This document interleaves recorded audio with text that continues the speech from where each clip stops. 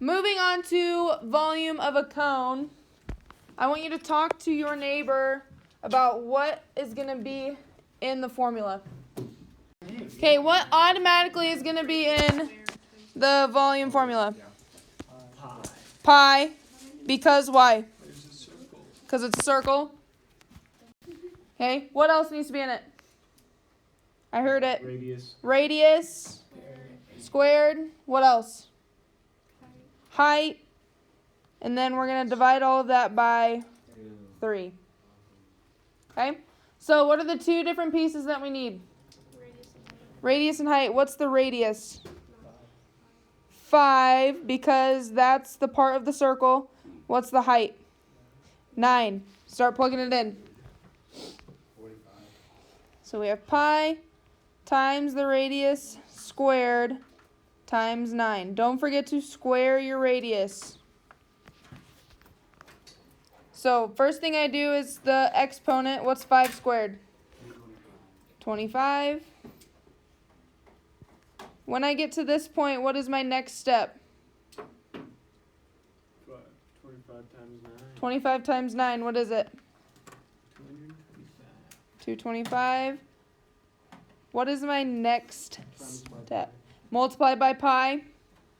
Then divide by 3. That gives you And then divide by 3. What'd your final answer come out to be? 235.61. Say that one more time, please. 235.61. 235.6. And what's our label? Squared. Cube. Why is it cubed, not squared? Because it says volume in the directions, okay? Go ahead and try number 5. You do not have to do 6. Just do number 5. Yep. We need the radius and the height. What's the radius on 5? 5. Why is it 5 and not 10? Because you divide 10 by 2 because that's the whole diameter. Right. We want the radius, not the diameter, so I had to divide that by 2. Okay, what else do we need? The height, which is 7. Height, which is 7. Do we have everything? Do we have everything we need? Yeah. So plug in volume.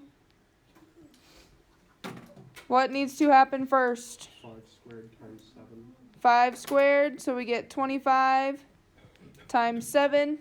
175. Get 175. Now multiply by pi and then divide by 3.